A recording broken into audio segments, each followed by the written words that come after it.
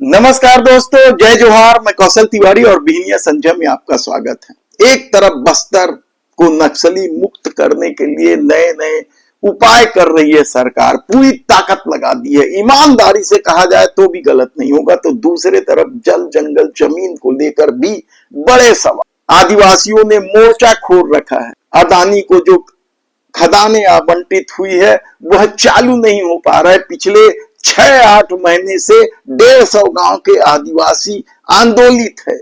अदानी को काम शुरू करने में मुश्किल हो रहा है।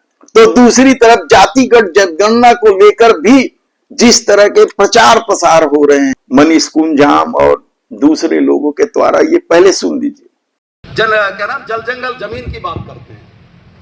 ये जल जंगल जमीन का मतलब क्या?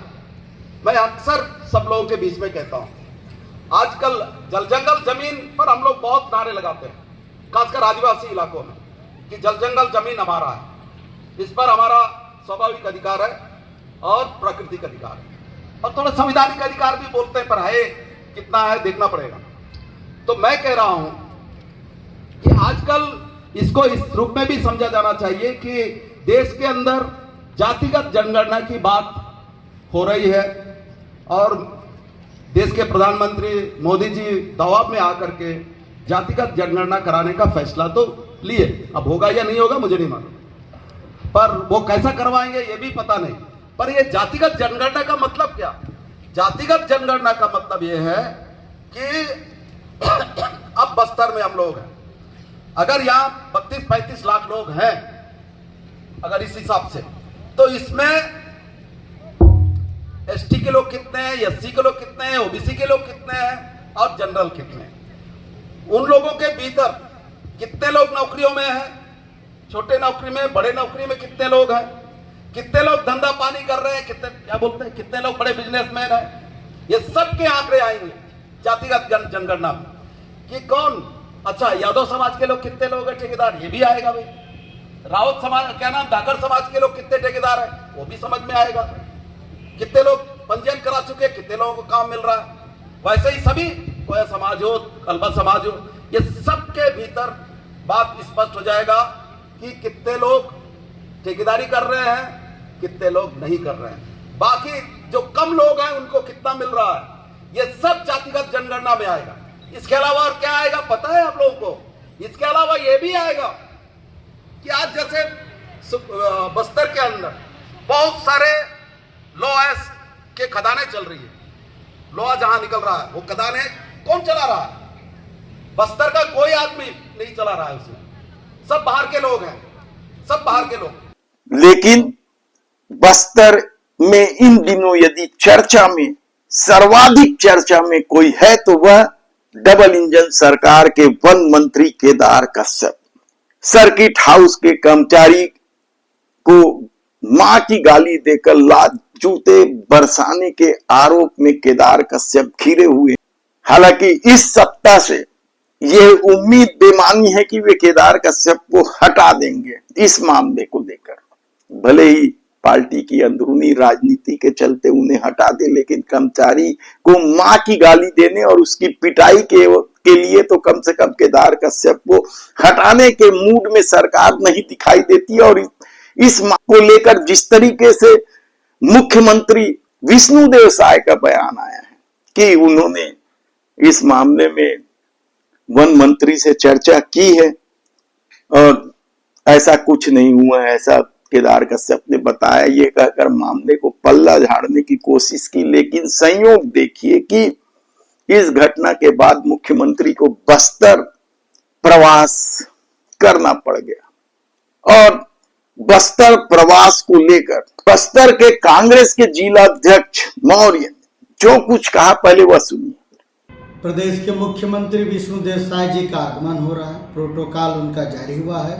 प्रोटोकॉल के तहत मुख्यमंत्री जी जगदलपुर सर्किट हाउस में भी आएंगे। मैं प्रदेश के मुख्यमंत्री विष्णुदेव साय जी से आग्रह करता हूँ कि आपने सर्किट हाउस कांड पर केदार कश्यप जी से चर्चा की, आज आपके पास मौका है दूसरे पीड़ित पक्ष खितेंद्र पांडे से मुलाकात कर सही वस्तु स्थिति जानने का। आप प्रदेश के मुख्यमंत्री हैं और इस प्रदेश में प्रत्येक नागरिक आपके लिए समान है।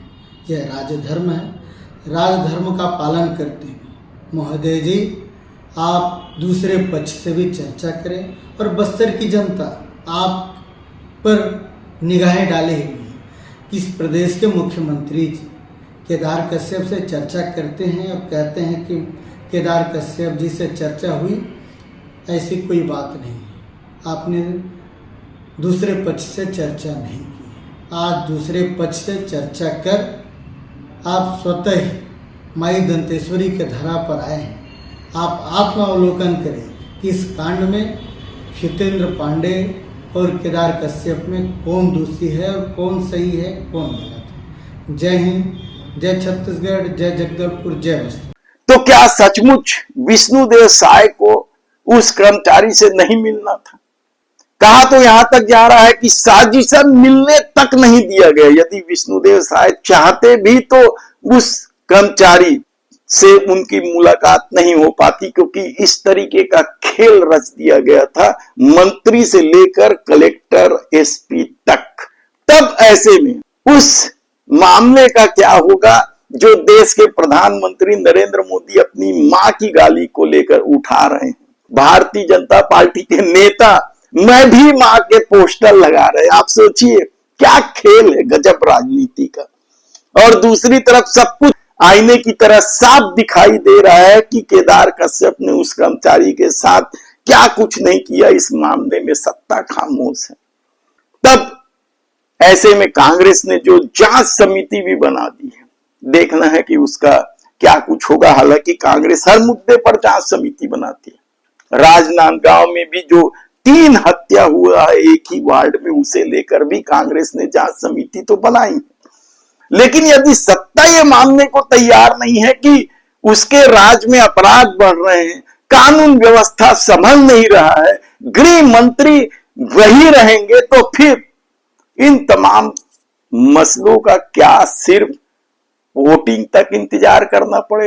देखना तो यह है कि इस मामले को लेकर ब्राह्मण समाज में भी फुसफुसाहट शुरू हो गई। लेकिन बहुत सारे लोग जो ठेकेदारी करते हैं ब्राह्मण समाज का, उनमें से बहुत सारे लोग तो भारतीय जनता पार्टी से जुड़े हुए। और यही वजह है कि टिकरापारा में भी एक घटना हुई थी, याद कीजिए। एक उपाध्याय करके युवक था, उसने आत्महत्या कर ली थी। एक अधिकारी से तंग आकर, ठीक चुनाव का समय था, लेकिन ब्राह्मण समाज ने इस मामले पर भी डाइल्यूट रूट अपनाया था, यानी भाजपा को नुकसान न हो।